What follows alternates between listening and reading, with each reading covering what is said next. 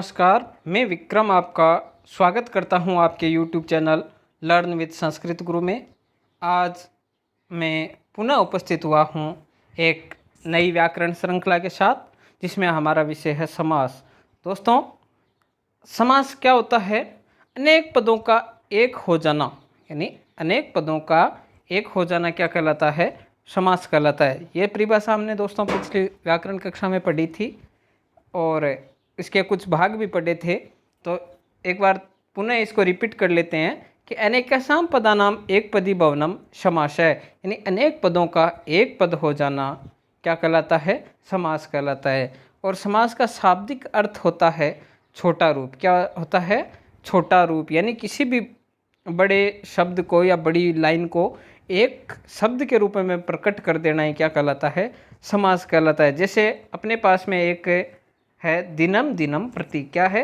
दिनम दिनम प्रति, जिसको छोटा रूप क्या कर दिया? प्रति दिनम। ठीक है दोस्तों, ये तो थी समास की परिभाषा। अब हम बात करते हैं समास विग्रह की। किसकी? समास विग्रह की। तो जो ये एक छोटा रूप कर देते हैं उससे क्या कहते हैं? समस्त पद कहते हैं। क्या कहते हैं? समस्त पद या सामासिक शब्द। तो किसी समस्त पद या सामासिक शब्द को उसके विभिन्न पदों एवं विभक्ति सहित पृथक करने की क्रिया को क्या कहते हैं? समास विग्रह। यानी जो अपनी ये क्रिया है विभिन्न प्रकार के सामासिक शब्दों या समस्त पदों को उसके विभिन्न पदों में विभक्ति सहित पृथक करने की, यानी अलग अलग करने की, अर्थात उसकी व्याख्या कर देने की क्रिया को क्या कहते हैं? समास विग्रह कहते हैं। समास के 6 भेद होते हैं। पहला अव्ययी भाव, दूसरा तत्पुरुष समास, तीसरा द्विगु समास, चौथा कर्मधारय समास, पांचवा द्वंद्व समास और छठा बहुब्रीहि समास। पहला कौन सा है? अव्ययी भाव समास। पहला अव्ययी भाव समास, उसके बाद में तत्पुरुष समास, फिर द्विगु समास, फिर क्रमधारय, फिर द्वंद्व और अंत में बहुब्रीहि। इस प्रकार से हमने पिछली व्याकरण कक्षा में अव्ययी भाव समास को पढ़ा था और तत्पुरुष समास को। अव्ययी भाव समास में पहला पद क्या होता है? अव्यय होता है। ठीक है, हमें करना क्या होता है? उस अव्यय का अर्थ निकालना है, दूसरे पद को वैसा का वैसा ही रख देना है। विग्रह करते समय दूसरे पद को पहले लिख देना है और अव्यय का अर्थ निकाल करके आगे लिख देना है। ये होता है अव्ययी भाव समास। तत्पुरुष में क्या होता है? विभक्तियों का प्रयोग। किसका प्रयोग होता है? विभक्तियों का प्रयोग, अर्थात कारक चिन्हों का प्रयोग। कारक चिन्हों के अनुसार विभक्तियां काम में ली जाती है। किसके अनुसार? कारक चिन्हों के अनुसार। ठीक है दोस्तों, अब हम बात करते हैं द्विगु समास की। किसकी? द्विगु समास की। तो द्विगु समास में जैसे इसमें पहला पद है द्वि का अर्थ क्या होता है? दो। दो का मतलब एक संख्या है। दो क्या है? एक संख्या है। इसी का मतलब इसमें पहला पद क्या होगा? संख्यावाची होगा। ठीक है दोस्तों, पहला पद क्या होगा? संख्यावाची। दोस्तों, द्विगु के बाद में बात करते हैं कर्मधारय समास की। किसकी? कर्मधारय समास की। तो कर्मधारय होता है विशेषण और विशेष्य का समास। इसका विशेषण और विशेष्य। इसको दूसरे शब्दों में बात करें तो उपमेय और उपमान का समास भी कह सकते हैं। ठीक है दोस्तों, द्वंद्व समास में क्या होता है? द्वंद्व समास में दोनों पद क्या होते हैं? बराबर होते हैं। क्या होते हैं? दोनों पद बराबर। और अंत में बहुब्रीहि। बहुब्रीहि में क्या होता है? दोनों ही पदों का कोई महत्व नहीं होता है, तीसरा पद प्रधान होता है। क्या होता है? तीसरा पद प्रधान होता है, अर्थात अन्य अर्थ ग्रहण किया जाता है। तो ये अपने हैं 6 समासों के भेद। दोस्तों, हमने पिछली कक्षाओं में पढ़ लिए थे अव्ययी भाव समास, तत्पुरुष समास, द्विगु समास, क्रमधारय समास। शेष बच के द्वंद्व और बहुब्रीहि समास। ये हम आज की कक्षा में पढ़ेंगे। सबसे पहले हम बात करते हैं अव्ययी भाव समास की। तो इसका पहला पद क्या होता है? अव्यय होता है। ज़्यादा कुछ विस्तार नहीं बताऊंगा मैं।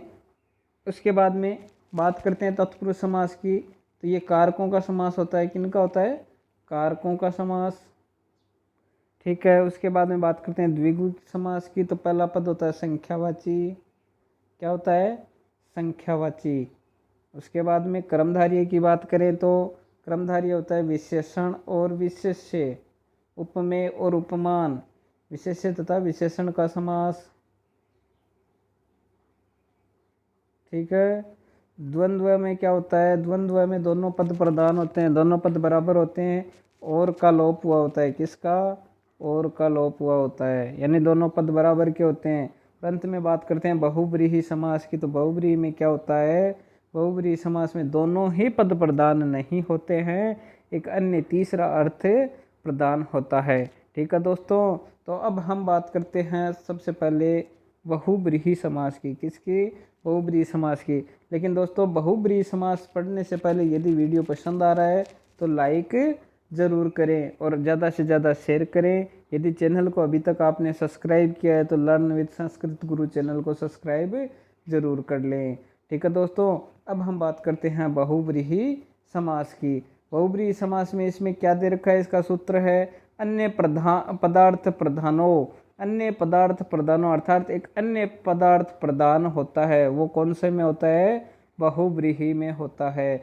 जैसे इसकी परिभाषा है यस्मिन् पदे पूर्व उत्तर द्वयोरपि प्राधान्यम न भवति, यानी जिस पद में पूर्व और उत्तर दोनों भी प्रधान नहीं होते हैं, अपितु कस्यचित् यानी अन्य कोई भी, अन्य से एव शब्द से प्राधान्यम भवति, अन्य कोई शब्द प्रधान होता है, तत्र बहुब्रीहि समास भवति, वहाँ बहुब्रीहि समास होता है। यानी इसमें प्रयुक्त पदों के सामान्य अर्थ की अपेक्षा अन्य अर्थ की प्रधानता रहती है, यानी इसमें सामान्य अर्थ ग्रहण नहीं किया जाता है, दोनों ही पद प्रधान नहीं होते हैं।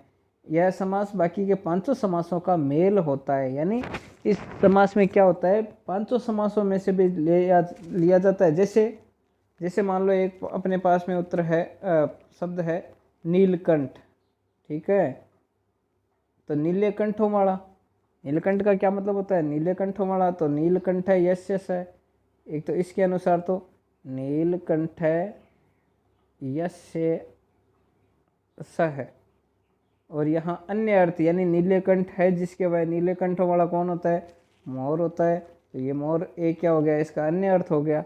ठीक है, और सीधा का सीधा नीलकंठ है यानी कंठों की नीली विशेषता बता रहे हैं, भाई नीले कंठ किसी के भी हो सकते हैं, तो इस प्रकार से इसमें विशेष्य और विशेषण भी हो गया। तो ये कौन सा हो सकता है, कर्मधारय।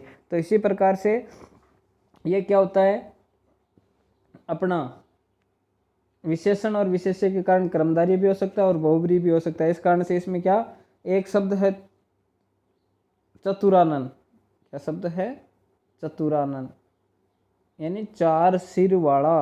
एक संख्या आई है चतुर, चतुर का अर्थ होता है चार। ठीक है ना, चत्वारे आननो यस्य सह, यानी चार सिर हैं जिसके वह है। एक तो ऐसा हो सकता है, एक क्या हो सकता है कि भाई इसमें चार चत्वार संख्या आई है, तो ये संख्यावाची पद होने के कारण कौन सा समास हो सकता है, द्वंद्व है। तो इस प्रकार से इसमें यह कहा जा सकता है कि इसमें जितने भी उदाहरण होंगे उन जो पीछे के 500 समास पढ़े थे ना, उन्हीं में से होंगे। अर्थात सामासिक पद 500 समासों से लिए जा सकते हैं। इसका अर्थ यह है कि भाई इसके जितने भी उदाहरण हैं 500 उदाहरण समासों से मेल खाता हुआ होते हैं। अब हम इसके उदाहरणों की बात करें तो जैसे लंबोदर है, लंबो उदर है यानी पेट, और वो भी कैसा, लंबा। लंबोदर का मतलब क्या हो गया, लंबा पेट वाला, यानी लंबे पेट वाला कौन है, तो एक विशेषता है ऐसी। लंबोदर किसी विशेष व्यक्ति के लिए कहा गया है, गणेश भगवान, जो भगवान गणेश है उनके लिए कहा गया है लंबोदर।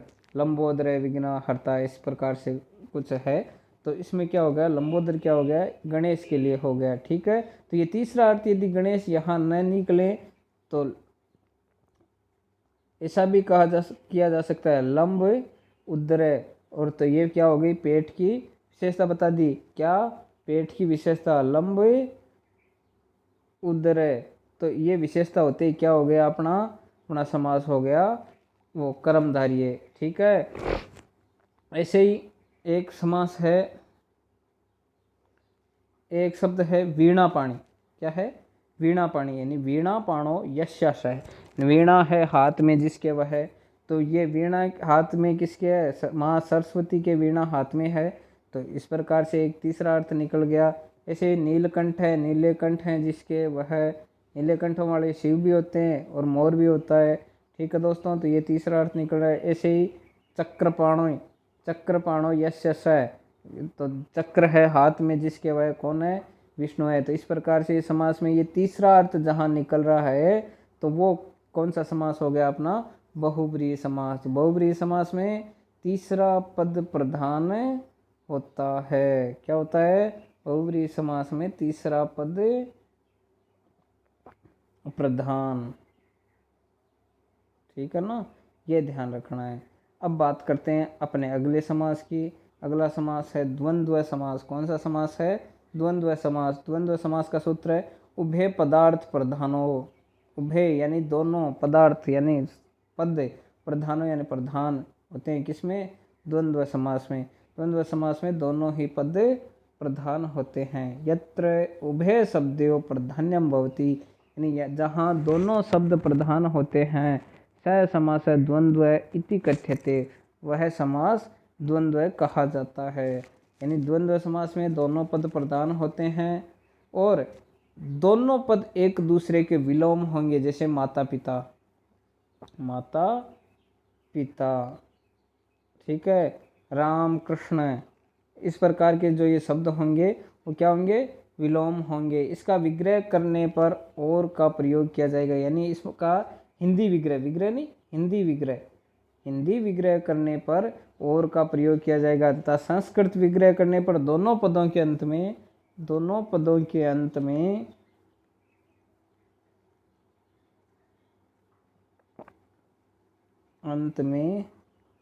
च का प्रयोग किया जाएगा। किसका प्रयोग किया जाएगा? च का प्रयोग किया जाएगा। च का अर्थ क्या होता है? और होता है। जैसे अपने पास में एक शब्द है दम, राम कृष्णो। क्या शब्द है? राम कृष्णो। तो राम च कृष्ण च। और यहाँ कई बार क्या होता है? विसर्ग संधि के नियम का प्रयोग करते हुए क्या हो जाता है? रामश्च कृष्णश्च। तो कई बार दोस्तों आपके मन में ऐसा हो जाएगा कि ये श और च क्यों आया है।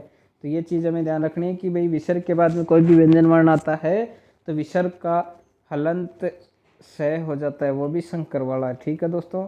उसके बाद में दंपति। दंपति का क्या है? जाया च पति च। जाया का अर्थ होता है माता और पति यानी उसके पति।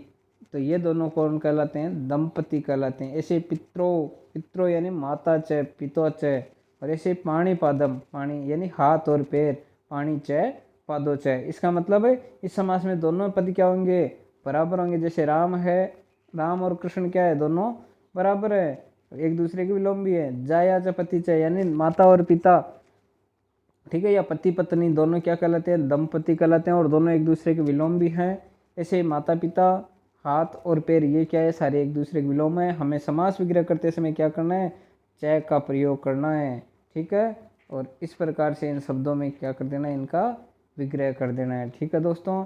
तो आज हमने पढ़े बहुब्रीहि समास और द्वंद्व समास। बहुब्रीहि समास में अन्य पद प्रधान होता है, जबकि द्वंद्व समास में क्या होता है? दोनों पद ही प्रधान होते हैं। तो ये अपने हो गए समास दोस्तों। तो समास दोस्तों पसंद आए तो वीडियो को लाइक, शेयर और सब्सक्राइब, चैनल को सब्सक्राइब करें तथा ज़्यादा से ज़्यादा शेयर करें। ठीक है दोस्तों। और यदि कोई इनसे संबंधित आपके शिकायत हो तो कमेंट में अवश्य